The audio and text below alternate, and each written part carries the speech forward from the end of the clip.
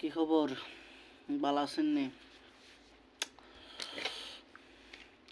বললাম মনে করেন যে খাইতাম বিল্লা, গরিব মানুষ, তেমন কিছু খাওয়ার নাই। গেলাম ভিতরে, কি রাঁধছে আজকে? খেপসা রাঁধছে, মুরগি, এই যে দেখেন মুরগি, মুরগি আর হচ্ছে ভাত, ভাত, খেপসা, কাঁচামরিচ আছে, কাঁচামরিচ, খেপসা, বাসমতি রাইস আর মুরগি দেখালাম। তো খাওয়ার পরে কই তার মুখে কেমন হয়েছে। আমি এবার রান্নলে মোটামুটি ভালোই হবে। রাঁধছে আজকে আরেকজন রাঁধছে।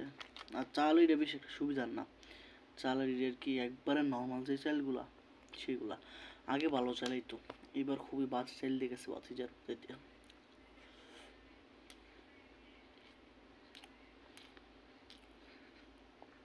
এবারে খারাপ কইতাম না আর বালাও না।